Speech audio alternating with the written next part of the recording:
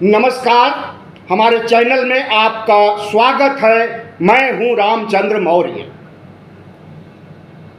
साथियों, बटोगे कटोगे का नारा भारतीय जनता पार्टी का पूरे समाज में गूंज रहा है। टी शर्ट पर लोग बटोगे कटोगे लिख रहे हैं, शादी के कार्ड पर लोग बटोगे कटोगे लिख रहे हैं, गाड़ी में, कार में, ट्रक में, वाहनों में भी लोग बटोगे कटोगे लिख रहे हैं। जाहिर है कि इस नफरती जहर को सार्वजनिक रूप से समाज में वैधता प्रदान करने की कोशिश की गई है भारतीय जनता पार्टी की ओर से। तो आज हम इसी विचारधारा पर कटाक्ष करेंगे, लेकिन उससे पहले हम अपनी बेटी रूपम मौर्य को याद करेंगे। आज उसका जन्मदिन है। 11 नवंबर 1998 को 3:50 पर पैदा हुई। बड़े लाडों से पाला पोसा बड़ा किया मैंने। Bachelor of fashion technology, national institute of fashion technology Delhi से इसे डिग्री दिलाया। और डिग्री दिलाने में कितनी बड़ी डिग्री होती है, कितना खर्च होता है, लेकिन मैंने कभी कोई समझौता नहीं किया इसकी पढ़ाई पर। पीएनबी से लोन लिया और पढ़ाया। लेकिन जब नौकरी का नंबर आया और नौकरी का ऑफर भी इसे मिल रहा था, जिस कंपनी में इसने इंटर्नशिप किया उसी कंपनी में, अमेरिका की कंपनी में इसे ऑफर मिल रहा था नौकरी के लिए। लेकिन दुर्भाग्य कहिए, कोरोना काल में लाखों मौतें हुई हैं, 50 लाख से ज़्यादा मौतें हुई हैं। उसी में एक हमारी बेटी भी है जो कि मेरठ मेडिकल कॉलेज में एडमिट किया था। वेंटिलेटर पर इसने अपने प्राण पखेरु इसके उड़ गए। आज इसका जन्मदिन है, इसलिए बहुत याद आ रही थी, इसलिए सोचा कि आपसे साझा कर लें तो थोड़ा से मन हल्का हो जाएगा। साथियों, भारतीय राजनीति कितने निचले और छिछले स्तर पर उतर आई है, और उस छिछले स्तर पर उतरी राजनीति को सामाजिक वैधता देने के लिए, जनमानस में विष भरने के लिए जिस तरह से भारतीय जनता पार्टी और आरएसएस काम कर रहा है, क्या इससे हमारी सियासत मजबूत होगी? क्या इससे हमारा समाज मजबूत होगा? मजबूत ही नहीं होगा, बल्कि हम समझते हैं कि ऐसी विचारधारा जब जनमानस में फैलेगी और तो आपराधिक मानसिकता हमारे समाज में और हमारे सियासत में बढ़ेगी। इसलिए ज़रूरी है कि ऐसी मानसिकता, आपराधिक मानसिकता जो आरएसएस और बीजेपी की है, इस पर चोट किया जाए और इस देश के नागरिकों, मतदाताओं को अलर्ट किया जाए, सतर्क किया जाए कि ऐसी विषैली विचारधारा से बचिए और सार्वजनिक रूप से इनका खंडन कीजिए। जिस तरह से प्रधानमंत्री नरेंद्र मोदी, मोहन भागवत, योगी आदित्यनाथ ने इन नारों को जन्म दिया। सबसे पहले मथुरा में बटोगे तो कटोगे का नारा योगी आदित्यनाथ ने दिया। उसके बाद प्रधानमंत्री नरेंद्र मोदी ने महाराष्ट्र में चुनाव प्रचार के दौरान कहा, जो बटेगा उसको बांटने वाले जश्न मनाएंगे।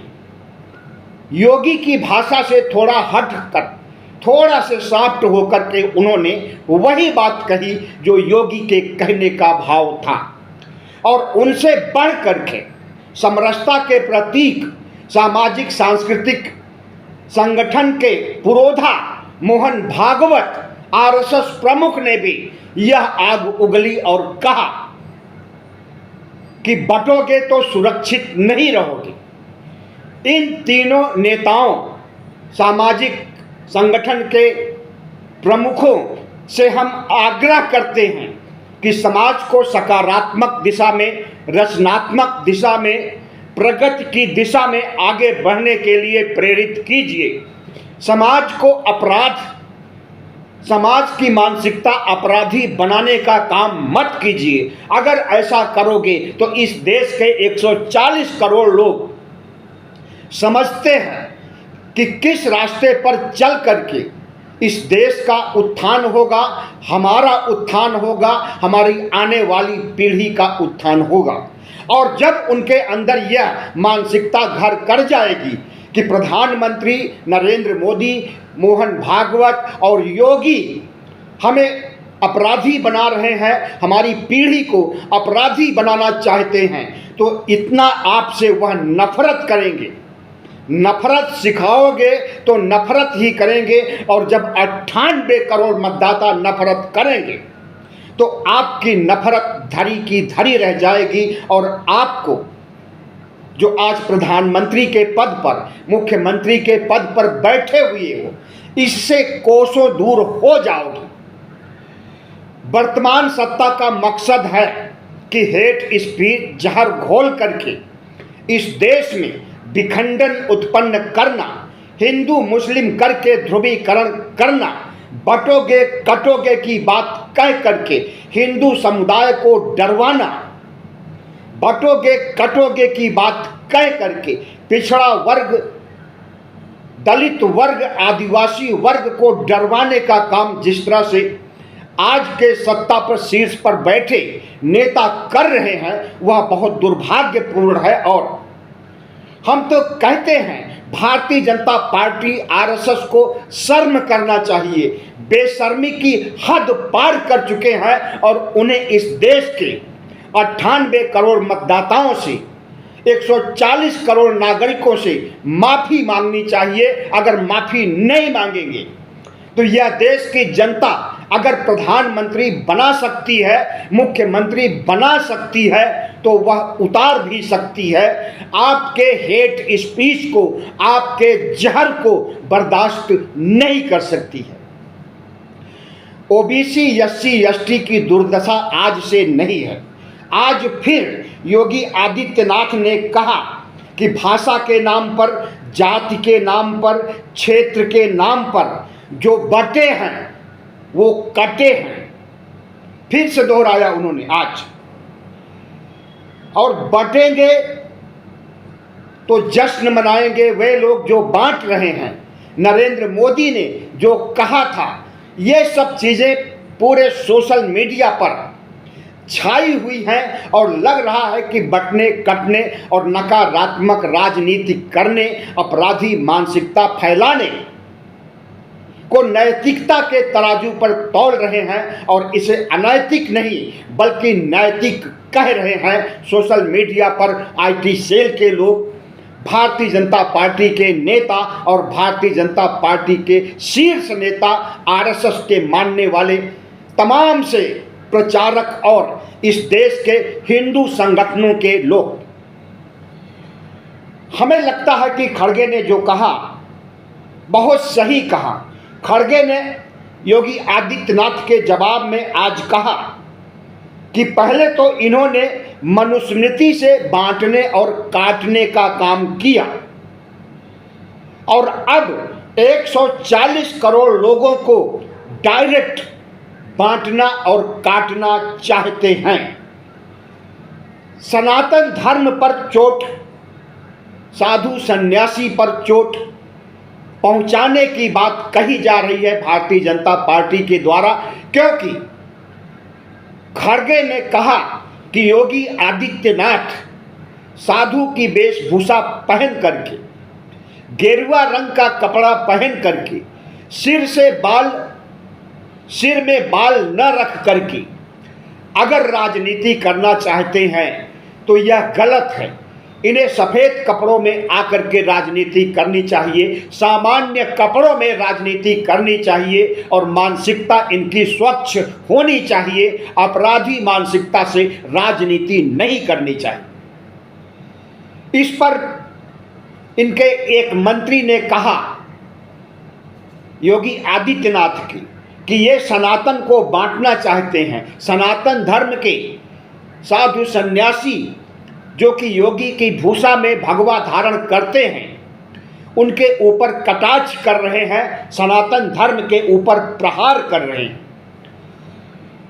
आरोप प्रत्यारोप का सिलसिला चुनाव के दौरान हर समय हुआ है, हर चुनाव में हुआ है, लेकिन जिस तरह से विषैली भाषा का इस्तेमाल इन विधानसभा चुनाव और उपचुनाव में किया जा रहा है, हमें लगता है कि इतनी कटुता, इतनी भाषा की मर्यादा लांघने का काम तो लोकसभा चुनाव 2024 में भी नहीं हुआ था। और वही लोग हैं जो मंगलसूत्र की बात करते थे, जो कहते थे विपक्ष को मुजरा करने वाली तवायफ कहते थे, भैंस खोल ले जाएंगे, मुसलमानों के ऊपर अटैक करते थे, उन्हें घुसपैठिया अधिक बच्चा पैदा करने वाला कहते थे। वही लोग आज फिर सक्रिय हो गए हैं और प्रधानमंत्री नरेंद्र मोदी अगर इनके सरगना हैं और देश को बांटने वाले नारे ईजाद करके उसे पूरे भारतीय जनमानस में मान्यता प्रदान करने, मान्यता दिलवाने की कोशिश कर रहे हैं, उसे जन जन तक पहुंचाने के लिए गाड़ियों में दर्ज कर रहे हैं, टी शर्ट पर लिख रहे हैं, यहाँ तक कि शादी की कार्डों पर भी चस्पा कर रहे हैं।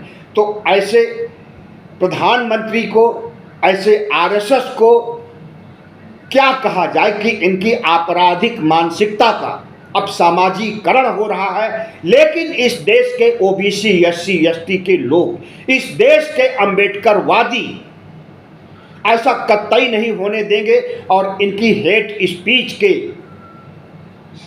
आधार पर, संविधान बचाने के आधार पर, मनुस्मृति लागू करने की मानसिकता भारतीय जनता पार्टी के आधार पर, हिंदू राष्ट्र बनाने की इनकी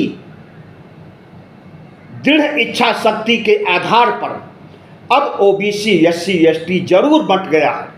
और बटा है तो वो कटेगा नहीं, बल्कि इन्हें बांटेगा, इन्हें सबक सिखाएगा, इनके वोट पर चोट करेगा और इन्हें राजनीति से संन्यास लेने के लिए बाध्य करेगा। पहनावे पर सवाल उठाना, अगर खड़गे ने पहनावे पर सवाल उठाया है योगी आदित्यनाथ की, हम समझते हैं कि वाजिब है। एक व्यक्ति जो कि सन्यासी की वेशभूषा धारण करता है और कटने, काटने, बटने, बांटने, मिट्टी में मिला देने, दफना देने जमीन के अंदर, इस तरह की बातें करता है और ठोक दूंगा की धमकी देता है, तो अपने प्रदेश में, अपने देश में इससे बड़ा गुनाह करने वाला शायद कोई नहीं हो सकता। हम कह रहे हैं कि अगर जिस तरह से कटोगे और बटोगे के आधार पर मानसिकता बनाई जा रही, अगर इस समय हिंदू मुस्लिम दंगा भड़क जाए और उसमें मौतें हों, कत्लेआम हों, तो उसके लिए किसे जिम्मेदार माना जाएगा? जाहिर है कि जो लोग इस तरह के नारे ईजाद किए हैं, योगी आदित्यनाथ, प्रधानमंत्री नरेंद्र मोदी, आरएसएस प्रमुख मोहन भागवत, यही लोग जिम्मेदार माने जाएंगे। लेकिन अब हमारे देश के मुसलमानों में प्रतिक्रियावादी नीति नहीं रह गई है। बर्दाश्त करने, संयम में रहने और संयम से ओट पर चोट करके इन्हें चोट पहुंचाने का काम करते हैं और चुप रहते हैं। और अगर वह भी कटने और बांटने की बात करे तो निश्चित है कि दंगा भड़क जाएगा। और ऐसा पिछले दिनों हुआ भी है, जब दुर्गा की मूर्ति को विसर्जित करते समय ले जाने के लिए बहराइच में दंगा हुआ और उन दंगाइयों ने किस तरह से मुस्लिम बस्ती में हेट स्पीच दिए, माँ बहन के गाने, माँ बहन की गालियों वाले गाने चलाए और उसके बाद दंगा हुआ, लूटपाट हुई, घर जलाए गए, आगजनी हुई। तो भारतीय जनता पार्टी और आरएसएस का जन्म ही आपराधिक मानसिकता से होता है। आरएसएस सिर्फ विजयदशमी के दिन नहीं, आए दिन अस्त्र शस्त्र की पूजा करता है। गांधी की हत्या से लेकर बहराइच दंगे तक पता नहीं कितने सैकड़ों दंगे आरएसएस ने आयोजित किए और उसमें आपराधिक मानसिकता का परिचय देते हुए मुसलमानों को खत्म करने का काम किया है। और जिस तरह से भारतीय जनता पार्टी की सरकार जो पिछले 10 साढ़े 10 सालों से काम कर रही है, वह मुसलमानों के खिलाफ ही काम कर रही है।